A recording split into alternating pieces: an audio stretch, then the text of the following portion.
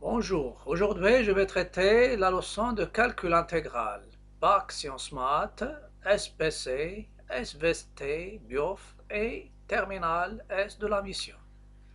Calcul intégral, cours et exercices et techniques, et des exemples aussi. Intégrale d'une fonction continue sur un segment. Petit 1, définition, vocabulaire, notation. Soit petit f une fonction continue sur un intervalle AB, de la forme intervalle AB qui sont aussi segments, AB fermé. Grand F une fonction primitive de petit f sur l'intervalle AB, c'est-à-dire, quel que soit x appartenant à l'intervalle AB, grand f' de x égale f de x. Et grand F une primitive de petit f sur un intervalle, il vérifie deux conditions. Il est dérivable sur l'intervalle et sa dérivée c'est la fonction petit f. Le réel que je le calcule à partir des bornes avec la fonction primitive grand F, qui est grand F de B moins grand F de A, c'est un réel qui est appelé intégrale de f entre A et B. Et son note, l'intégrale de A jusqu'à B de f de x dx, et ce symbole, il vient de S allongé, qui son note aussi, on peut le lire aussi, c'est la somme de A jusqu'à B de f de x dx. Donc, et se lit intégrale entre a et b de f de x dx. Et on écrit l'intégrale de a jusqu'à b de f de x dx, c'est grand f de x entre crochet et a et b, c'est aussi notation primitive, passer de petit f à une primitive, grand f. Et je le calcule, c'est grand f de b moins grand f de a, qui peut me donner un réel, soit positif, soit négatif ou nul. Les réels a et b sont les bornes de cette intégrale. Le petit x, je peux le remplacer par n'importe quelle variable. X, t, y, u, s. Et l'intégrale ne change pas. Donc le x, c'est une variable muette. C'est pourquoi l'intégrale de a jusqu'à b de f de x dx, c'est l'intégrale de a jusqu'à b de f de t dt, c'est l'intégrale de a jusqu'à b de f de u de u. Et lorsque je remplace grand f de x, ou bien grand f de t, ou bien grand f de u, entre A et B, il va me donner le même résultat, grand F de B moins grand F de A. Je passe maintenant aux exemples. Donc je passe aux exemples. L'exemple, elle comporte 4 intégrales. Exemple 1. Calculer l'intégrale i de 1 à 2 de x carré plus x plus 1 dx. J, c'est l'intégrale de 0 jusqu'à 1 de l'exponentielle de t dt. Grand K, c'est l'intégrale de 1 à e de 1 sur x dx. Et grand L, l'intégrale de 4 à 9 de 1 sur 2 racines de u de u. Je commence par l'intégrale i. Vous avez i, c'est l'intégrale de 1 jusqu'à 2. Ces éléments, ils doivent écrire juste à côté de l'intégrale. Ça, c'est le respect de l'écriture, de 1 à 2. Ma fonction petit f, c'est x carré plus x plus 1 dx. Et je vais rappeler, si vous avez f de x égale à x à la puissance n avec n, un entier relatif différent de moins 1, une fonction primitive, grand f, c'est 1 sur n plus 1, x à la puissance n plus 1. Si vous dérivez cette expression, ça va me donner n plus 1 sur n plus 1, c'est 1. X à la puissance n plus 1 moins 1, c'est x à la puissance n. J'ajoute pas la constante, je peux l'ajouter si je veux toutes les primitives. Pour le calcul intégral, c'est pas la peine d'ajouter k parce qu'il va s'annuler avec par différence. Si vous avez petit f de x égale à k, avec k c'est un réel, k c'est un nombre réel, donc k appartenant à R. C'est k est un réel, je rectifie un peu ici, voilà, avec k une constante, il ne dépend pas de x. Alors, grand f de x, c'est kx, et je reviens à mon intégrale. Donc, entre crochets, je donne une primitive de x carré qui s'écrit sous la forme x à la puissance n, c'est 1 sur 2 plus 1, ça veut dire 1 sur 3 x à la puissance 3.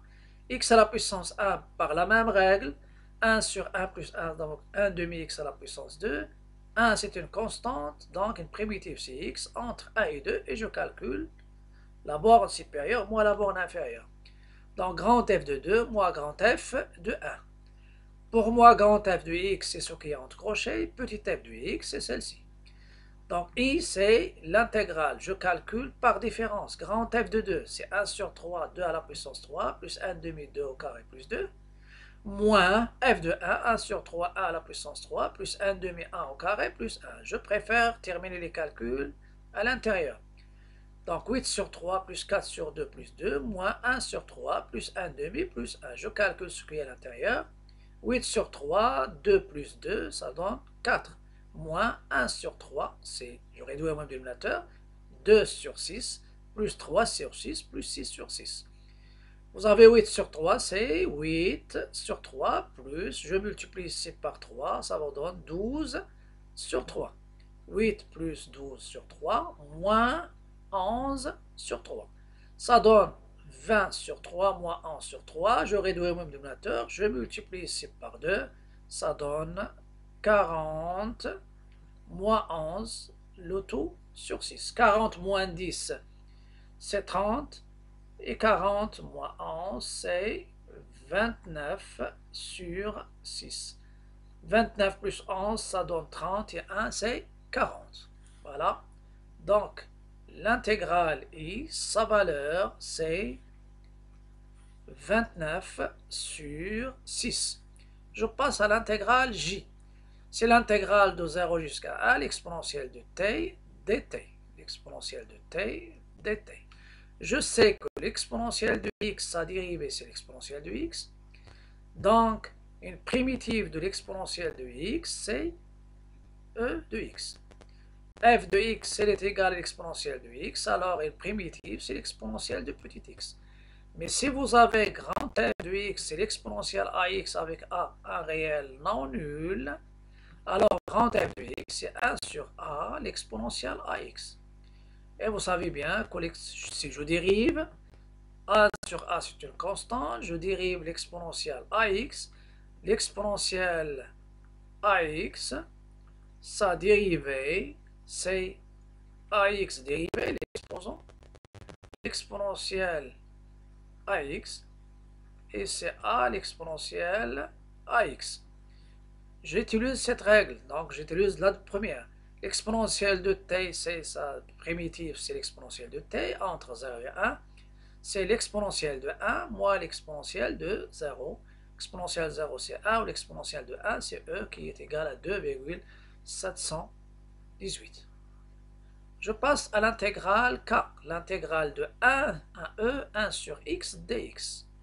L'intégrale k de 1 à e, 1 sur x dx. Je vais revenir ici à logarithme de x. Sa dérivée, c'est 1 sur x. Normalement, pour x, strictement positif. Donc, si vous avez f de x égale 1 sur x, alors une fonction primitive avec x positif, je parle de x positif, sinon la valeur absolue, c'est ln de petit x. Et je vais revenir ici, ça c'est petit f, je passe à une primitive grand F, c'est ln de x, entre, c'est ln de x, entre 1 et e. Pour le calcul, je fais le calcul comme ça, c'est ln de e, moins ln de 1. ln de e c'est 1, ln de 1 c'est 0, donc ça me donne 1. Ça c'est l'intégrale k. Qu'est-ce qu'il me reste maintenant? Il me reste l'intégrale L. L, c'est l'intégrale de 1 de 4 à 9, 1 sur 2 racine de u du. Donc, je passe à l'intégrale L. L'intégrale L, c'est l'intégrale de 4 à 9, 1 sur 2 racine de u du. Je vais revenir aussi. Je sais que la dérivée de racine d'une fonction, c'est racine de u, c'est 1. Bien ici, c'est une variable, c'est pas une fonction, c'est racine de petit x ou bien petit t ou bien petit u. Donc la racine de x, c'est 1 sur 2 racine de x. Attention, le u, c'est pas une fonction, c'est une variable. Donc ça va me donner ici comme primitive, si je dérive racine de u, comme remplacer x par u entre 4 et 9, ça donne 1 sur 2 racine de u. Faites les calculs. C'est la racine de 9 moins racine de 4 et ça donne 3 moins 2, c'est 1. Donc mon intégrale, L, sa valeur, c'est 1. Après, il y a l'exemple numéro 2. Calculer les intégrales suivantes. Et 1, c'est l'intégrale de 1 jusqu'à pi de sinus x moins x dx. L'intégrale est de l'intégrale de 1 jusqu'à e ln de x sur x. Il y a E3, E4 et 5. Donc, essayez normalement, je vais essayer de faire quelques intégrales parmi une ou deux, ça dépend du temps. Et le reste, vous pouvez les faire pour voir la correction dans la prochaine vidéo. Donc, c'est l'intégrale de 1 jusqu'à pi de sinus x moins x dx. Je cherche toujours des primitives. Fonction circulaire, ou bien fonction sinusoïdale, cosinus, sinus, et tangente aussi, surtout cosinus, sinus. Cosinus x, sa dérivée, c'est moins sinus x. C'est moins sinus x. Moins sinus x. Et le sinus, c'est cosinus x. Donc, si vous avez f de x égale sinus x, sa fonction primitive, c'est moins cosinus x. Et si vous avez f de x égale cosinus x, une primitive, c'est sinus x. Attention, normalement, ce sont des règles que je vais les appliquer dans les intégrales. Donc, sinus x, une primitive, c'est moins cosinus x.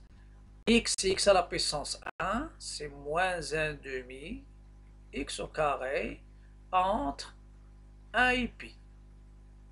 Et je remplace, c'est moins cosinus pi, moins 1 demi pi au carré. Donc, moins cosinus. Normalement ici, c'est 0. C'est 0. C'est 0. C'est pas. Donc 0 moins cosinus de 0 moins 1 demi 0 au carré. Cosinus pi c'est moins 1, donc c'est moins 1, c'est 1, moins 1 demi p carré ou bien p carré sur 1. Cosinus de 0, c'est 1, c'est moins 1, moins 0. Donc, cosinus pi c'est moins 1, cosinus de 0, c'est 1. Et ça va me donner 1 moins pi carré sur 2 plus 1 et c'est 2 moins pi carré le tout sur 2. Je vais vous laisser le reste des intégrales pour la séance prochaine, pour la vidéo prochaine et à bientôt.